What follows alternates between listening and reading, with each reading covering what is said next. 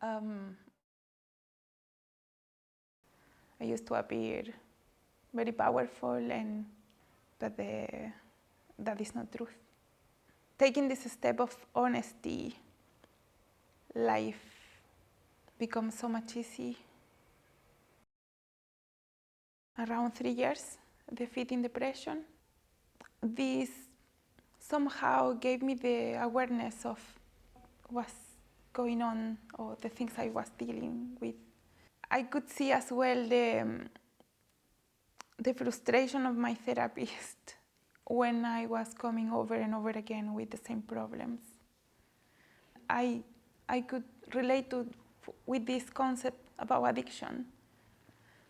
So after that, I found in the website these meetings about addictions. And I knew maybe the person will push me away because I don't have drugs or alcohol problems. I think in my work was a sense of an emergency. I couldn't cope with it. I'm so grateful about you, Joe, because after my email, I have a call, and we went through the situations, and for Joe was a one way to proceed, and it was like, look, we have a meeting today. It was a Friday, so we have a meeting today, so if you want to come along, come. And I was like, okay, I will be there. I have dreams I wish made them true. I have targets to thrive on them, but above all of them, responsibilities I couldn't maintain. I felt lost.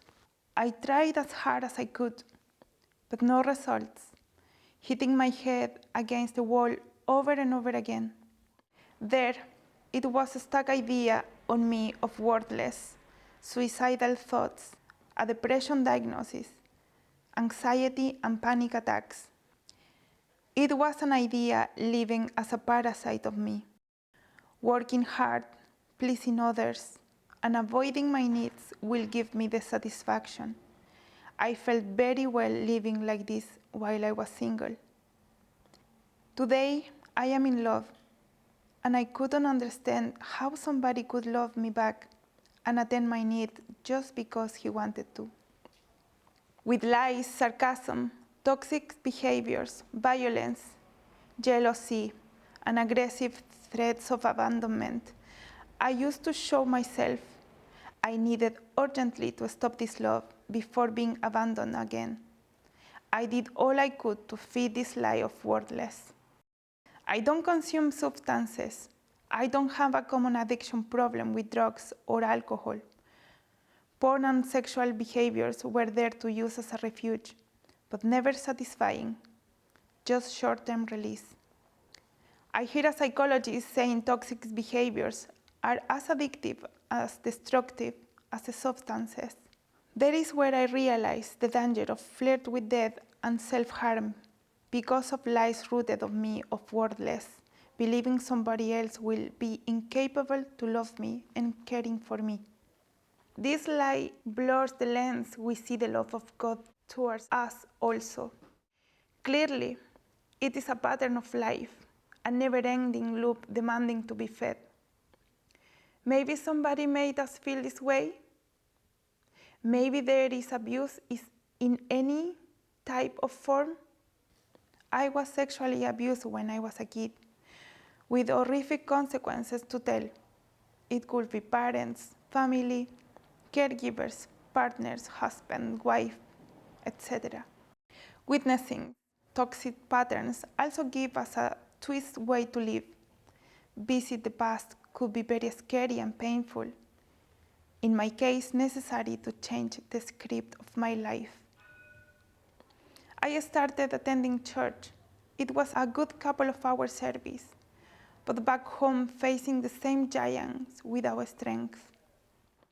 In this context, I found Bridge to Freedom, a place where I remember crying for several first meetings, praying, confessing, feeling the support of Joe, the volunteers, and the attendees. Bit by bit, step by step, Walking in faith, committing with myself in the name of Jesus, is how I can celebrate 1 year recovery anniversary in Bridge to Freedom. It's a journey with so much joy, effort, mistakes, falls, achievements, and above all, knowing the Lord put my feet in solid ground. I am His child. He cares. Every improvement I can make in life is the consequence of His love, His presence, in abundance for all of who believe in Him as the King of the universe. Bridge to Freedom is a place from challenge. First of all, learning how to listen, being respectful, and observing people around me with the same emergency state. All of us, we want to be heard and seen. This helps me to develop patience, understanding, compassion, care, and love as I want people to be with me. Challenge my lecture, as English is not my native language.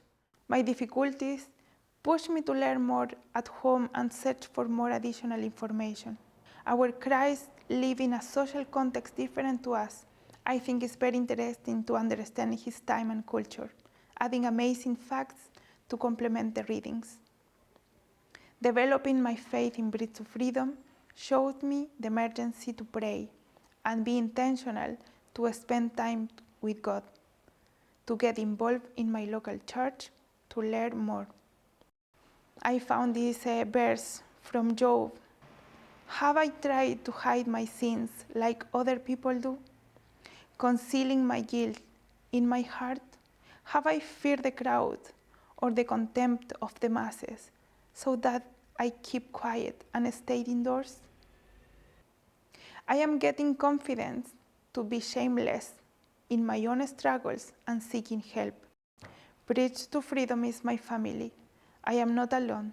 I am not lost anymore.